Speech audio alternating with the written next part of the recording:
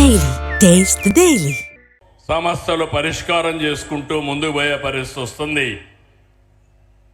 నేను ముందే చెప్పాను, 30 ఏళ్లకు మునుపు ఎన్టీ రామారావు గారు ముఖ్యమంత్రి అయిన తర్వాతనే నాగార్ సాగర్లో ఉండే ఏదైతే కృష్ణా జలాల్ని ఆ రోజు ఆంధ్రప్రదేశ్కు ఉపయోగించుకోవాలని ఒక పక్క SLBC తీసుకొచ్చి ఇంకో పక్క SRBC తీసుకొచ్చి సాగునీటికి దారి చూపించిన ఏకైక నాయకుడు నందమూరి తారక రామారావు గారు. ఆ తర్వాత మీరు ఒక్కసారి చూస్తే నేను కల్వకుర్తి లిఫ్ట్ ఇరిగేషన్ కానీ, AMR ఎత్తిపోతుగల పథకం కానీ, నెట్టింపాడు కానీ ఇవన్నీ కూడా పూర్తి చేశాం కృష్ణా పైన తెలంగాణ ప్రాంతంలో. ఇంకో పక్క కృష్ణా డెల్టా మోడర్నైజేషన్ పేరుతో 20 TMC నీళ్లు పొదుపు చేసి ఆ నీటిని తెలంగాణకు కేటాయించి భీమా లిఫ్ట్ ఇరిగేషన్ కూడా పూర్తి చేశాం. ఇంకో పక్క మీరు చూస్తే గోదావరి నదిపై గుప్తా, ఆలీసాగర్, ఇంకో పక్క దేవాదులు ఎత్తిపోత పథకాలు కూడా చేపట్టాం. ఆంధ్ర ప్రాంతంలో చేగల్నాడు, పుష్కర, తాటిపూడి ఇలాంటి లిఫ్ట్ ఇరిగేషన్లు తీసుకొచ్చాం. 2014లో పట్టిసీమ ప్రాజెక్టుతో కృష్ణా డెల్టాకు నీరు తీసుకొచ్చాం.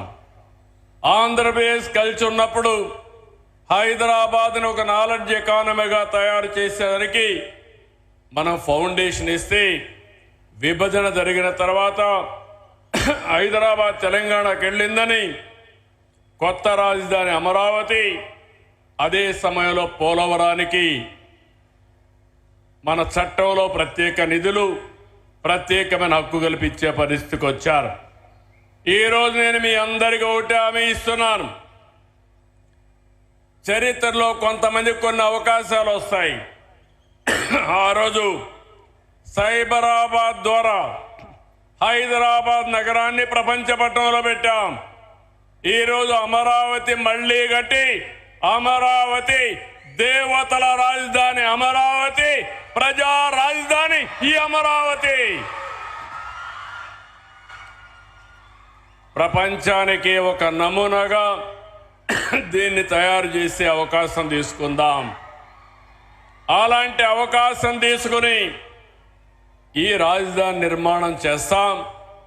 అదే సమయంలో ఇంకొక పక్క మీరు చూస్తే నేను ఒకే విషయం మీ అందరినీ కోరుతున్నాను. పోయిన సంవత్సరం దగ్గర 6282 TMC నీళ్లు గోదావరి, కృష్ణాలో సముద్రంలోకి వెళ్ళాయి. గోదావరిలో నీళ్లు పుష్కరంగా ఉన్నాయి. అందుకే మీరు చూసినప్పుడు నేను ఎప్పుడు కూడా గోదావరి నీళ్లు వాడుకుంటే ఎప్పుడు నేను అడ్డు చెప్పలేదు.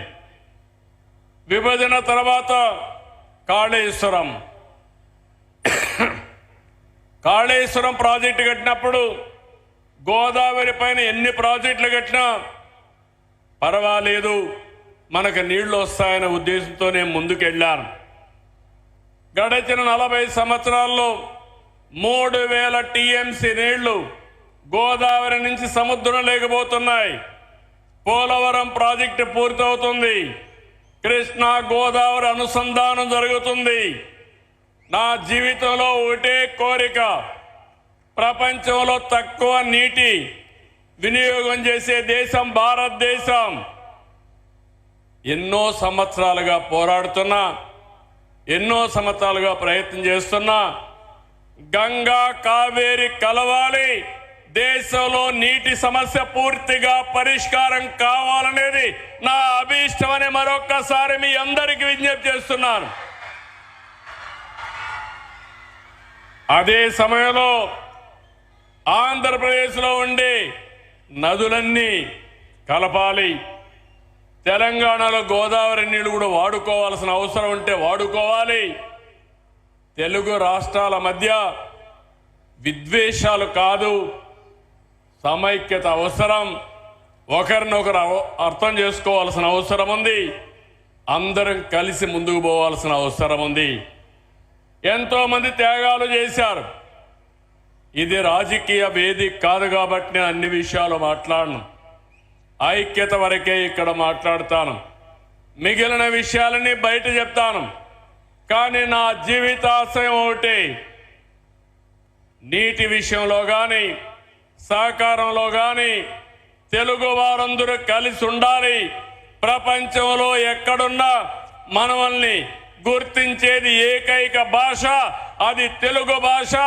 ఆ భాష ముందుకు పోవాలంటే, తెలుగు జాతి ప్రపంచంలో నెంబర్ 1 కావాలంటే మనకు కూడా ఐకమత్యం అవసరం అని చెప్పి మరొక్కసారి తెలియజేస్తున్నా.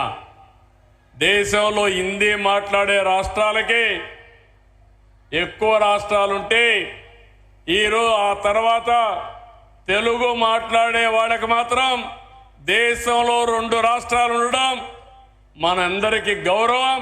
ఈ గౌరవాన్ని నెక్స్ట్ లెవెల్కి తీసుకుపోవాలంటే, ఒకప్పుడు ఇజ్రాయెలీస్ జూయిష్ ఎవరైతే ఉన్నారో వాళ్ళ జనాభా 1 కోటి కూడా లేదు. కానీ ప్రపంచం అంతా కూడా ఆర్థికంగా ముందుకు పోయి అమెరికాకు పోయినా ఏ దేశానికి పోయినా శక్తివంతమైన జాతిగా జూయిష్ ఉన్నారు. 2047కి జూయిష్ను కూడా మించిపోయి నెంబర్ 1 జాతిగా తెలుగు జాతి ఉండాలనేది నా ఏకైక లక్ష్యం.